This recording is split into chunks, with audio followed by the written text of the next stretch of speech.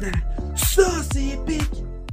Bienvenue à l'épisode 8 de la poésie avec Fil de poète. Et oui, nous sommes rendus le 2 septembre 2024. Et oui, aujourd'hui, c'est le lendemain de mon souper avec ma femme au restaurant. Donc, après avoir fêté notre anniversaire ensemble, j'ai décidé de vous dire, dans le fond, que c'était agréable. Nous sommes allés au restaurant, un restaurant qui s'appelle L'Impressionniste, donc à Saint-Eustache. C'est un restaurant qui est français, donc qui était dans le fond, qui a été fondé par un Français qui s'est établi au Québec. Et c'est un restaurant qui offre quand même des très bons repas. Quand même un prix quand même assez correct au niveau, tu sais, c'est de la cuisine française, c'est quand même de la cuisine, je vous dirais, c'est pas du McDonald's là, ou c'est pas du Mike's, là, c'est de la cuisine plus haut de gamme, je vous dirais. Là. Puis c'est vraiment bien. Puis voilà, qu'est-ce qu'il y en est du 2 septembre aujourd'hui. Et là, je fais une reprise de mon épisode parce que là, mon autre enregistrement, j'étais rendu à 5 minutes et j'ai remarqué que mon micro n'était pas branché. Donc, ça aurait fait des free games. J'ai un petit peu de misère avec mon téléphone, là, je vais vous dire là, pourquoi. C'est que dans le fond, c'est ma prise USB-C dans mon téléphone. Je l'ai tellement souvent utilisé depuis les 2 dernières années, tu sais, à brancher mon téléphone au niveau de la prise, donc la prise murale pour le brancher, dans le fond, le charger, que ma femme souvent elle vient me dire que je suis un petit peu obsédé, on dit ça comme ça, obsédé que si ma batterie, disons, aussitôt que je peux recharger mon téléphone, je le charge, mettons qu'il est à 40%, je le charge pareil. Et là, dernièrement, vu que j'ai de la misère avec mon chargeur, avec ma prise, j'ai repris comme un chargeur sans fil, dans le fond, qui appelle avec un aimant. Je sais pas comment ça marche, là, mais il faut que j'enlève le derrière le protecteur de mon téléphone que j'ai, et là, je peux le charger. Donc, je le charge le moins possible là, avec l'USB-C, mais quand j'utilise mon micro, qui est un micro pour ordinateur, mais qui fonctionne aussi pour les téléphones, c'est un micro quand même bien, là, c'est un bon micro, faut que je m'assure que ça bouge pas. Faut pas que mon téléphone bouge, puis le moins possible, parce que sinon, ça fait des interférences et le son peut être coupé. Et là, c'est ça qui est arrivé. Puis là, je vais vous expliquer rapidement qu'est-ce qu'il y en est de ça. C'est que, dans le fond, c'est toujours mon petit défi à chaque fois. C'est que mon micro, lui, quand je vois qu'il fonctionne pas, il y a comme une lumière. Mais la lumière est de l'autre côté. Donc je ne vois pas. Fait que c'est pour ça, des fois, quand je vous parle, vous m'entendez peut-être comme faire un gars comme ça, là, non, revenir, parce que je regarde si la lumière est toujours allumée. Mais là, j'ai trouvé un moyen. J'ai mis le micro comme, on va dire, à l'horizontale. Et là, je vois très bien la lumière qui est très bien allumée. Donc voilà. Et là, si je reviens à ma journée d'hier, c'est ça, j'ai officiellement, là, aujourd'hui, le 2 septembre, vu que c'était une erreur de notre célébrant, je voulais vous dire, c'est la date officielle selon les papiers ici au Québec. Dans le fond, notre mariage, nous, on voulait se marier le 1er septembre, mais les papiers de mariage, c'est le 2 septembre. C'est une erreur de notre célébrant. Donc, officiellement, c'est notre date officielle selon le Québec, selon quand on s'est fait enregistrer le 2 septembre, mais nous, on sait que c'est le 1er, mais c'est une erreur du célébrant. Donc, ça, il va toujours falloir vivre avec cette erreur-là. Mais c'est pas une grosse erreur, mais quand même, c'est un petit peu dommage, mais nous, on garde quand même le 1er septembre parce que c'est notre date et on est vraiment heureux avec cette date-là. Donc, c'est notre date à nous et personne ne va la changer. Mais c'est ça. En gros, j'étais allé, au restaurant rapidement. Qu'est-ce que j'ai mangé? Je vais juste faire un résumé. Dans le fond, en entrée, j'ai mangé un magret de canard sur une sauce de roquette avec des noix de Grenoble, si je ne me trompe pas, avec une sauce, c'était très bon. Après ça, j'ai eu un potage de maïs. Par la suite, j'ai mangé un carré d'agneau comme repas principal. C'était bon, mais c'est pas quelque chose que je vais reprendre plus tard dans ma vie. J'ai pas détesté, mais c'est pas le genre de plat que j'ai essayé, j'ai tenté quelque chose et j'ai pas détesté. C'était bon, la qualité était très très bonne, mais moi, j'ai pas aimé tant que ça, le plat. La viande, je veux dire. Et j'ai mangé par la suite, comme dessert, dans le fond, on a mangé un fromage. Donc, dans le fond, c'était des fromages avec des biscuits. Dans le fond, c'est un 4 services.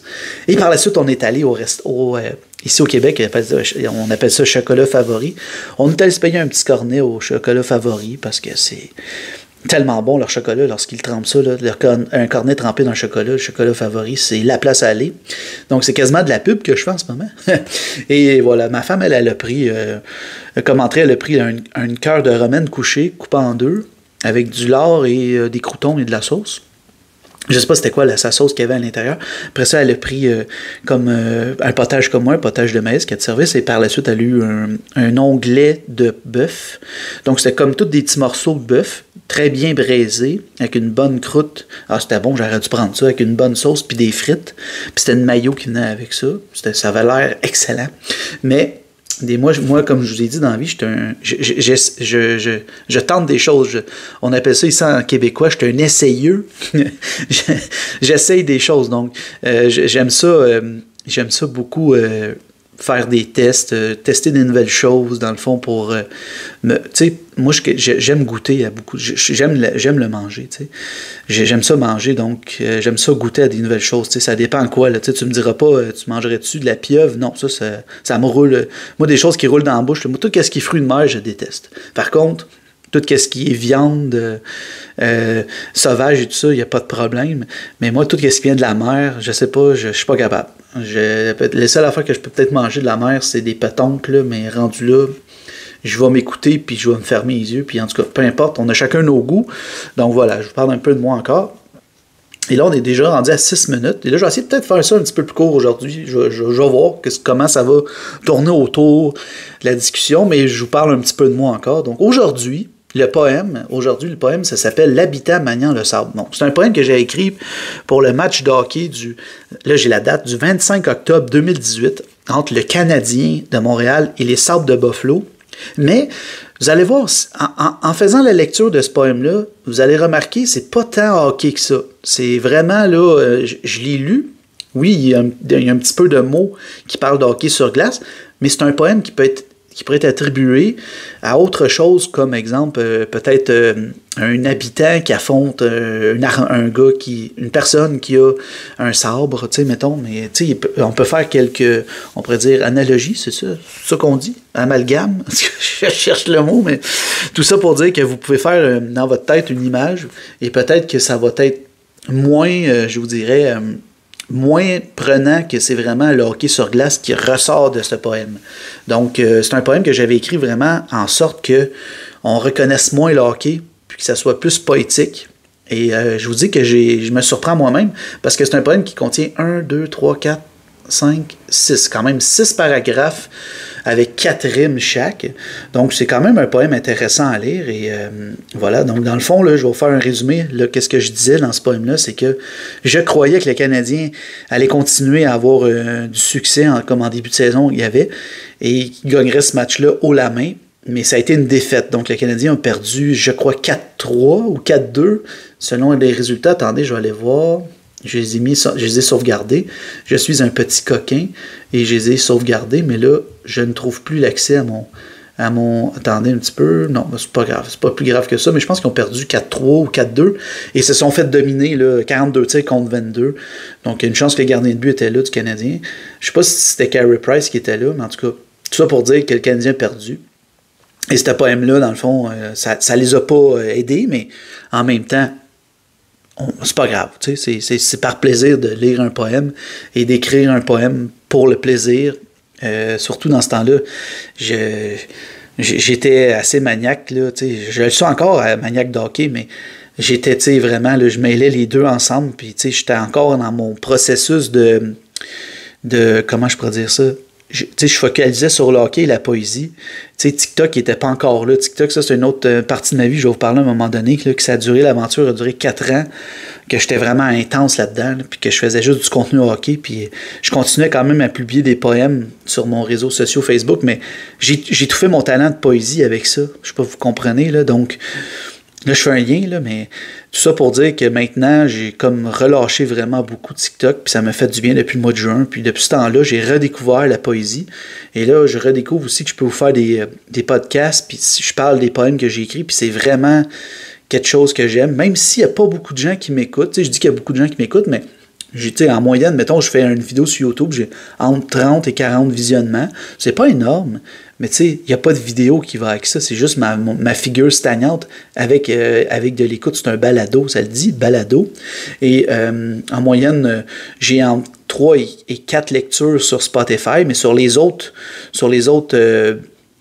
place que je peux le partager, je vois pas les statistiques, je suis pas capable d'avoir accès, puis en tout cas, c'est pas grave, mais moi, je fais ça par plaisir, puis si ça peut me mener quelque part, je vais être content, sinon, ben, c'est vraiment par pur plaisir que je fais ça, puis voilà, puis en même temps, le but de tout ça, vous le savez, c'est quoi? Le but de tout ça, c'est de faire un recueil à chaque fois, donc je sais, je me répète, mais en même temps, moi, je revisite ma poésie, je vous partage ma vie un peu, puis je vous parle en même temps que c'est un but.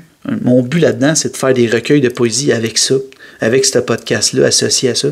Donc, c'est vraiment, vraiment créatif, puis c'est vraiment une idée originale.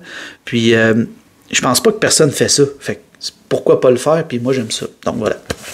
Là, on va y aller avec le poème. Le titre, vous le savez, je l'ai dit tantôt, mais ça s'appelle « L'habitant maniant le sable ». Le sabre.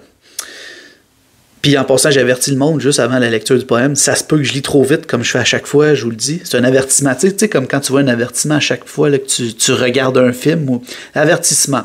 Le lecteur de poésie ici lit trop vite les mots. Donc, soyez indulgents. Ça se peut qu'il recommence une phrase parce qu'il lit trop vite dans sa tête. Donc, voilà. Donc, c'est parti. L'habitant maniant le sabre. Ce soir sera une lutte de choc, opposant l'habitant à un armement qui, soi-disant, ressemble étrangement à une épée très bien affilée. Quel électrochoc! Notre second portier sera volontiers devant la cage de notre brigade. Alors il saura tenir la brigade sans se faire estropier. Je me suis trompé. Alors il saura tenir la barricade sans se faire estropier. Désolé. Le sabre sera très bien tranchant. Il faudra éviter les attaques spéciales, mais ne craindre leur défense marginale. Le secret est de le saisir en le maîtrisant. L'habitant, qui est sur une lancée, sera trop dominant contre la lame. Le diagramme sera tout un amalgame. Bien balancés, ils seront les devancés. Le résultat du combat sera sans débat. Une victoire facile de l'habitant trop dominant. Il saura comment éclater le sabre, fort heureusement cassant. Par contre, après le match, il faudra surveiller les dégâts. Nos petits travailleurs seront les compléments de cette escarmouche facilement exécutée. Ils pourront reprendre la pôle si disputés. Aveuglément et intensément, ils seront toujours aussi dominants. Voilà, donc j'espère que vous avez apprécié. Je m'excuse, j'ai mal lu le deuxième paragraphe, donc je répète ici, là, regarde, notre second portier sera volontiers devant la cage de notre brigade, alors il saura tenir la barricade sans se faire estropier. Je me suis trompé, là. J'ai répété 2 fois brigade, mais je crois que vous allez me pardonner.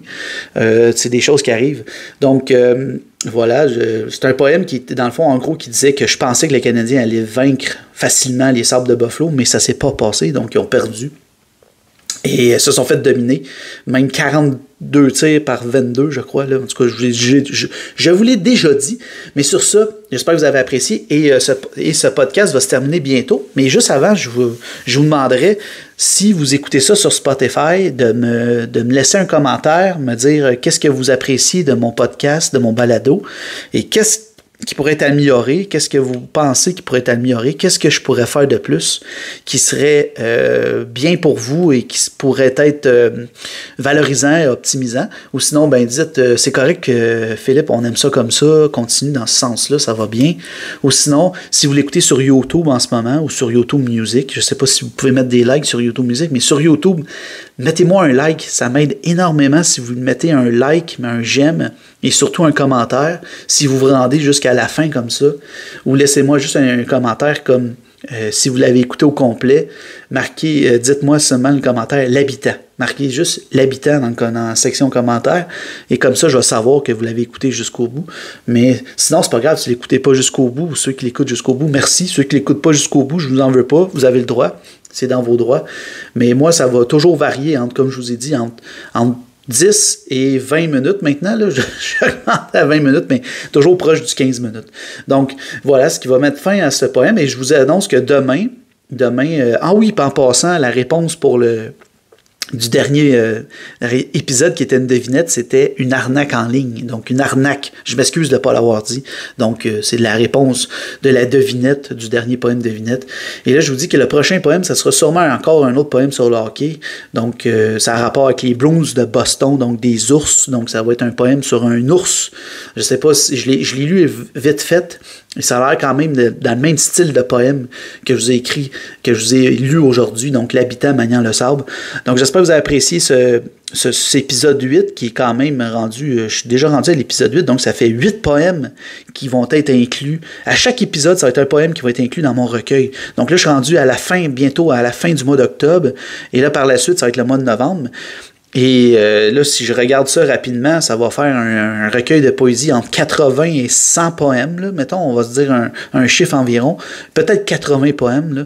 Mais imagine 80 épisodes avant de faire un recueil. C'est pas grave. C'est pas grave. Je veux le faire. Je veux le faire. Puis ça va être long, ça va être ardu. Mais pour moi, c'est un but. Et vraiment, je suis vraiment content de faire ça. Puis de vous partager ma poésie. Puis éventuellement, il va y avoir un recueil, vous allez pouvoir l'acheter. Et n'oubliez pas de me suivre dans toutes mes autres plateformes. Si vous voulez me chercher, c'est Phil de Poète. Vous voyez dans le titre, anyway, dans la couverture, vous avez juste à chercher ce nom-là avec THE en anglais. Vous allez me trouver. Et sinon, marquez Philippe Charbonneau, vous allez me trouver aussi. Sinon, si vous voulez avoir accès à mon recueil de poésie, vous marquez L'Esprit hors ligne sur Amazon, vous allez le trouver. Il est en vente, il est toujours disponible. C'est un petit recueil de 36 pages, vraiment pas long à lire. Il y a la version électronique ou la version brochée, c'est comme vous voulez. Les deux sont disponibles. Et voilà, j'espère que vous avez apprécié aujourd'hui ce podcast balado qui était quand même, pour moi, une réalisation bien aujourd'hui. Je trouve que je me sentais bien aujourd'hui. Donc, même si je suis serein, même si je vais travailler ce soir, cette nuit, c'est pas grave. Donc, sur ça, je vous souhaite une excellente journée. Et dites-vous une chose avant de partir. Dites-vous, maintenant, ça c'est épique, je m'abonne à Phil. Bonne journée.